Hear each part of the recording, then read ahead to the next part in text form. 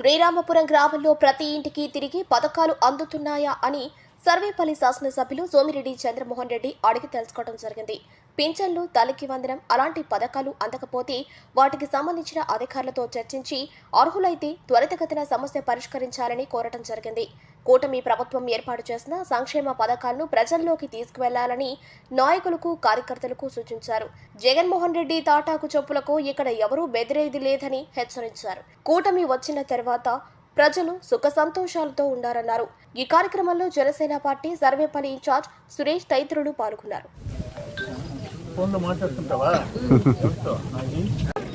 బుద్ధుడా ప్రసన్న కుమార్ రెడ్డి ఎటువంటి వాళ్ళ పేర్లు చెప్తున్నావా? దుర్మార్గాలు చేసిన మనుషులు, వ్యక్తులు వాళ్ళు, ప్రజల ఆస్తులు, ప్రజల ప్రాణాలతో ఆడుకున్న వాళ్ళు. కానీ ఏదేమైనా ఫార్చునేట్లీ ఈరోజు కూటమి ప్రభుత్వం వచ్చింది, మంచి పరిపాలన జరుగుతుంది. జగన్మోహన్ రెడ్డి బెదిరింపులు, మీరేమైనా చేస్తే నా చేతిలో ఉండదు, 4 ఏళ్ల తర్వాత అసలు నీ చేతిలో ఏది ఉండదు, జరగబోయేది అది ఒక్క సిట్లో అది ఉంది. 3 కేసుల్లో 13 సంవత్సరాలు అయిపోయింది. ఇప్పటికి ముద్దాయి, మొదటి ముద్దాయి ఎంత? 43,000 crores.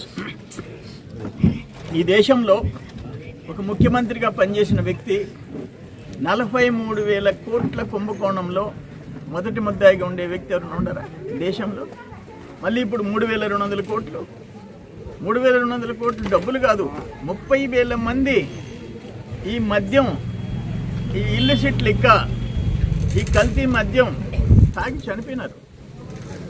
లక్షల మంది బెడ్ ఎక్కారు.